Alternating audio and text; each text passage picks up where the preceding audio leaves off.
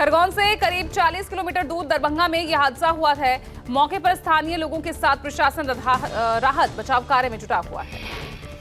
Terror funding के खिलाफ NIA का बड़ा एक्शन। एनआईए की कई टीमों ने जम्मू कश्मीर से तमिलनाडु तक छापेमारी की। जम्मू कश्मीर में आतंकी साजिश से जुड़े कई ठिकानों पर एनआईए ने रेड की। श्रीनगर, कुपवाड़ा, पुंछ और राजौरी सहित कई जगहों पर छानबीन की जा रही है। तमिलनाडु में 10 से ज्यादा जगहों पर एनआईए की टीम छानबीन कर रही है। प्रतिबंधित संगठन पीएफआई से जुड़े कुछ नेताओं पर एक्शन लिया गया है। मनाली में अटल टनल में अचानक बर्फबारी के बाद सैलानी बीच रास्ते में फंसे। 500 से ज्यादा वाहन बर्फबारी में फंसे। मनाली पुलिस ने चलाया रेस्क्यू ऑपरेशन। टनल में भारी बर्फबारी के चलते कई किलोमीटर का लंबा जाम लगा। 6 घंटे तक चले रेस्क्यू ऑपरेशन के बाद सभी वाहनों और सैलानियों को सुरक्षित स्थानों पर पहुंचाया गया।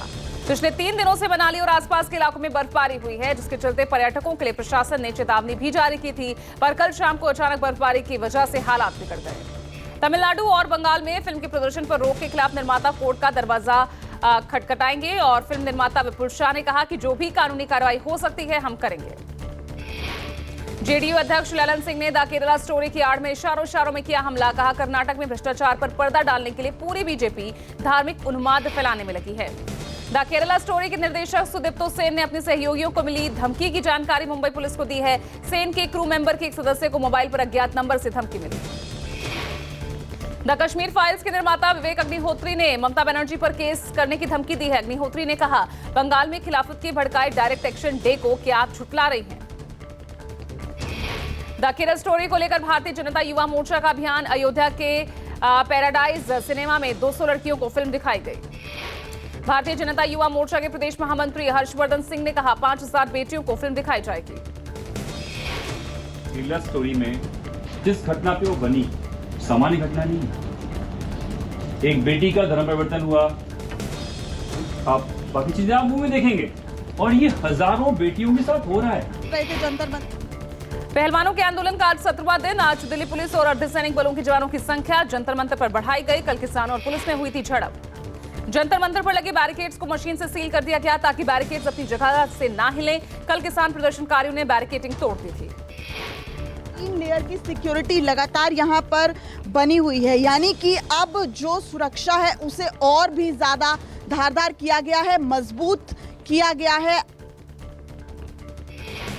पहलवानों के समर्थन में उतरे किसानों का ऐलान। 11 मई को बृजभूषण के खिलाफ देशव्यापी आंदोलन होगा। पूरे देश में बृजभूषण का पुतला फूंका जाएगा। पहलवानों ने सरकार को 21 मई तक की डेडलाइन दी। कहा, 21 मई तक बृजभूषण गिरफ्तार हो। 2024 से पहले बीजेपी के खिलाफ विपक्ष को एकजुट करने की कोशिश। भुवनेश्वर दौरे पर नीतीश कुमार नवीन पटनायक से करेंगे मुलाकात।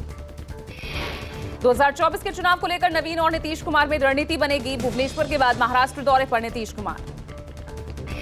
11 मई को नीतीश कुमार मातोश्री जाएंगे। उद्धव ठाकरे और नीतीश कुमार में बैठक होगी। नीतीश कुमार ने बीजेपी का नाम लिए बगैर देश का इतिहास बदलने का आरोप लगाया। कहा, कुछ लोगों ने नई टेक्नोलॉजी पर कब्जा कर लिया है, पुरानी चीजों को खत्म किया जा रहा। कोई भी चीज लोग अब आजकल क्या बोलते रहता है, आप समझ न लीजिए कि पूरे देश के इतिहास को बदलने के चक्कर में लोग, इसलिए तो हम बाकी सब लोगों को एकजुट कर रहे हैं। केंद्र में मोदी सरकार के 9 साल पूरे होने पर आज सभी मंत्रालय अपनी रिपोर्ट सौंपेंगे। हर मंत्रालय को अपनी 5 उपलब्धियां और 2014 से पहले की तुलना में आज की प्रगति रिपोर्ट सौंपनी है। हर मंत्रालय को 5 बड़ी उपलब्धियां तय फॉर्मेट में भरकर 9 मई तक देने के लिए कहा गया था। उपलब्धियों के अलावा फ्लैगशिप योजनाओं की स्टेटस रिपोर्ट भी बताएंगे मंत्रालय। केंद्र में मोदी सरकार के 9 साल पूरे होने पर देशव्यापी जनसंपर्क अभियान चलाया जाएगा। ये अभियान 15 मई से 15 जून तक चलेगा। कर्नाटक में वोटिंग से पहले पीएम मोदी ने जारी किया वीडियो संदेश। पीएम के वीडियो संदेश में बीजेपी सरकार की तारीफ की गई।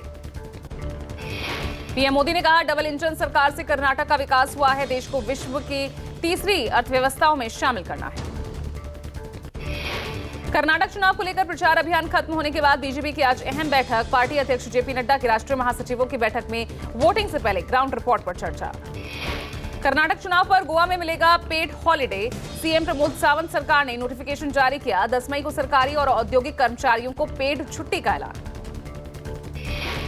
पेड छुट्टी को लेकर विपक्ष से सीएम प्रमोद सावंत को घेरते हुए ऐलान को बेवकूफी बताया। आपकी गोवा यूनिट ने विरोध करते हुए फैसले को मूर्खतापूर्ण करार दिया। चुनाव आयोग ने सोनिया गांधी के संप्रभुता संबंधी बयान को लेकर नोटिस जारी किया। पार्टी अध्यक्ष मल्लिकार्जुन खड़गे से संबंधित ट्वीट में सुधार करने और स्पष्टीकरण देने के लिए कहा। बीजेपी ने हुगली में सोनिया गांधी के दिए बयान की शिकायत चुनाव आयोग से की थी। सोनिया ने कहा था कि कांग्रेस किसी को राज्य की अखंडता और संप्रभुता से खिलवाड़ नहीं करने देगी। चुनाव आयोग बीजेपी को भी एक चुनावी विज्ञापन को लेकर जवाब तलब कर चुकी है। चुनाव आयोग ने बीजेपी को अखबारों में दिए उस विज्ञापन के तथ्य मांगे हैं जिसमें कांग्रेस को दुनिया का सबसे भ्रष्ट पार्टी बताया गया है। कोलकाता पहुंचे केंद्रीय गृह मंत्री अमित शाह ने ठाकुरबाड़ी में गुरुदेव रविंद्रनाथ टैगोर की प्रतिमा पर माल्यार्पण किया। बंगाल को आज सौगात देंगे Amit Shah. Land port authority of India और बीएसएफ की विभिन्न विकास परियोजनाओं का करेंगे शिलान्यास। शाम 5:30 बजे साइंस सिटी में खुला हवा कार्यक्रम में होंगे शामिल। बिहार सरकार को जनगणना मामले में कोर्ट से बड़ा झटका। पटना हाई कोर्ट ने मामले की जल्द सुनवाई करने वाली याचिका को खारिज किया। पटना हाई कोर्ट में 3 जुलाई को ही जातीय जनगणना पर सुनवाई होगी। राज्य सरकार ने जल्द सुनवाई की अपील की थी। इजरायल के विदेश मंत्री एली कोहेन भारत के 3 दिवसीय दौरे पर दिल्ली पहुंचे। आज भारतीय उद्योग परिसंघ द्वारा आयोजित भारत इजरायल बिजनेस फोरम में शामिल होंगे। इंदौर में डॉक्टर अंबेडकर नगर छावनी क्षेत्र में सड़क पर बाघ को देखा गया। बाघ का सीसीटीवी फुटेज सामने आया। लखनऊ में बड़ा मंगलवार के अवसर पर श्रद्धालु ने हनुमान मंदिर में पूजा अर्चना की। भारी संख्या में भक्त नजर आए। पुर से निकाले गए छात्र मुंबई एयरपोर्ट पहुंचे। छात्रों ने मुख्यमंत्री एकनाथ शिंदे का धन्यवाद किया। मणिपुर में हुई हिंसा की उच्च स्तरीय जांच होगी। मुख्यमंत्री बीरेंद्र सिंह ने कहा कि हिंसा और उपद्रव के लिए जिम्मेदार लोगों पर कड़ी कार्रवाई की जाएगी। मुख्यमंत्री ने लोगों से शांति बनाए रखने की अपील करते हुए हिंसा से हुई बर्बादी की जानकारी दी। अब तक राज्य में हुई हिंसा में 60 की मौत, 250 से ज्यादा जख्मी। सेना, असम राइफल्स और पुलिस की निगरानी में 20,000 से ज्यादा लोगों को सुरक्षित निकाला गया। हिंसाग्रस्त इलाके में फंसे 567 लोगों को सोमवार रात इम्फाल लाया गया। हिमाचल प्रदेश में भारी बर्फबारी। कुल्लू में स्थित अटल टनल रोहतांग के दक्षिणी पोर्टल पर ताजा बर्फबारी हुई। जम्मू कश्मीर में ताजा बर्फबारी की तस्वीरें आई। कुलगाम में बर्फबारी। श्रीनगर, सोनमर्ग समेत ऊंचाई वाले क्षेत्रों में स्नोफॉल की आशंका जताई गई। जम्मू कश्मीर के किश्तवाड़ में भारी बर्फबारी हुई। मचैल इलाके में कई फीट बर्फ गिरी। सड़कें, खेत, पहाड़ सब सफेद नजर आए। उत्तराखंड में भारी बारिश, बर्फबारी का अलर्ट। उत्तरकाशी, रुद्रप्रयाग, चमोली, पिथौरागढ़ समेत अन्य ऊंचाई वाले इलाकों में बर्फबारी की संभावना। उत्तराखंड में मौसम का येलो अलर्ट जारी किया गया। केदारनाथ में -4 डिग्री तक पहुंच सकता है तापमान। बुद्ध पूर्णिमा के मौके पर वैश्विक मानवतावादी और परिवर्तन पायनियर मैत्रेयी दादाश्री जी ने संदेश साझा किया। चिंता मुक्त भारत, एक परिवार, एक व्यक्ति, एक संदेश। 350 से ज्यादा उत्सुक साधकों ने कार्यक्रम में हिस्सा लिया जिसमें लीडर्स, सेलिब्रिटीज और इन्फ्लुएंसर्स भी शामिल हुए। दिल्ली में चलेंगी प्रीमियम एसी बस। दिल्ली सरकार ने ऐलान किया है इन बसों को ऑनलाइन टिकट की बुकिंग होगी। इस बस में 12 से ज्यादा सवारियों को बैठने की क्षमता होगी। नोएडा में जल्द चलेगी लंदन वाली पॉड टैक्सी। 12 स्टेशन होंगे और 37,000 यात्री एक दिन में सफर करेंगे। देश में प्रदूषण को कम करने के लिए केंद्र सरकार ने उठाया बड़ा कदम। पेट्रोलियम मंत्रालय की कमेटी ने 2027 तक बड़े शहरों में डीजल से चलने वाले 4 व्हीलर्स पर बैन लगाने की सिफारिश की। आईआरसीटीसी ने कराएगी अब 5 ज्योतिर्लिंग समेत कई देवस्थानों के दर्शन। ये भारत गौरव टूरिस्ट ट्रेन के जरिए यात्रा करने को मिलेगी।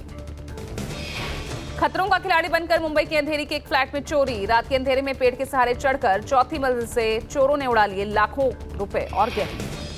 मुंबई पुलिस ने 2 शातिर चोरों को गिरफ्तार किया। सीसीटीवी से आरोपी की पहचान हुई। पुलिस चोरों के पास से कुछ गहने भी जब्त कर पाई है। यूट्यूबर मनीष कश्यप को सुप्रीम कोर्ट से कोई राहत नहीं। सुप्रीम कोर्ट ने कहा हम आर्टिकल 32 के तहत राहत नहीं देने जा रहे। तमिलनाडु में बिहारी मजदूरों की फर्जी खबर के लिए गिरफ्तार मनीष ने सुप्रीम कोर्ट से गुहार लगाई थी। बिहार और तमिलनाडु में दर्ज एफआईआर और एनएसए मामले में राहत की मांग की गई थी।